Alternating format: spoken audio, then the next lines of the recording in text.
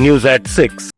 भारतीय रुपया बुधवार को अमेरिकी डॉलर के मुकाबले दबाव में रहा और शुरुआती कारोबार में 20 पैसे गिरकर 90.07 पर खुला, जो पिछले बंद भाव 89.87 से नीचे था।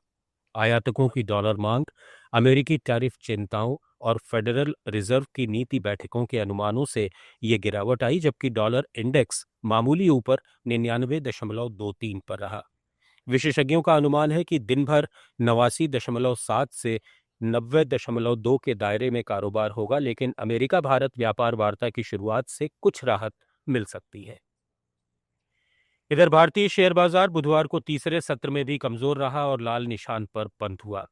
बीएसई सेंसेक्स 275 अंक गिरकर 84,391 पर समाप्त हुआ, जबकि एनएसई निफ्टी 82 अंक टूटकर 25,758 पर पहुंच गया।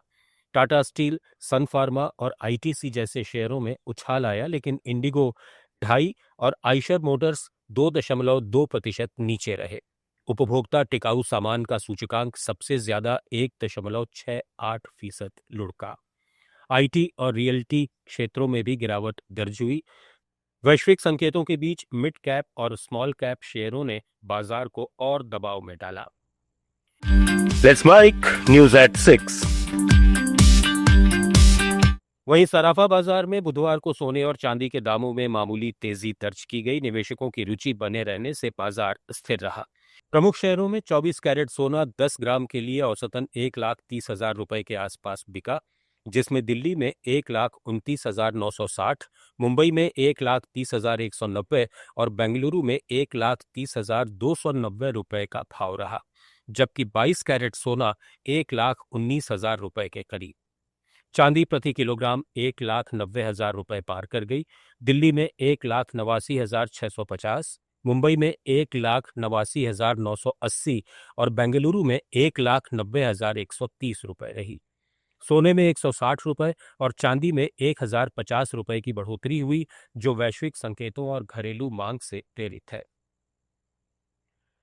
बाजार नियामक सेबी ने दिवालिया घोषित कार्वी स्टॉक ब्रोकिंग लिमिटेड के निवेशकों के लिए दावा दाखिल करने की अंतिम तारीख बढ़ाकर अब 31 मार्च 2026 कर दी है।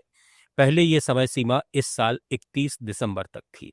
कार्वी को नवंबर 2020 में एनएसई ने दिवालिया घोषित किया था, जिसके बाद निवेशकों से दावे आमंत्रित किए गए थे। मई 2025 में समय सीमा बढ़ाए जाने के बाद बड़ी संख्या में निवेशकों ने अपने दावे जमा किए।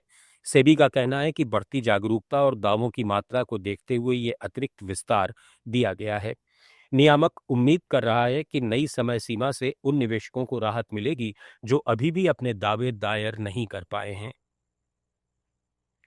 माइक्रोसॉफ्ट के $17.5 अरब निवेश के बाद अडानी समूह के चेयरमैन गौतम अडानी ने कंपनी के सीईओ सत्य नडेला से मुलाकात की।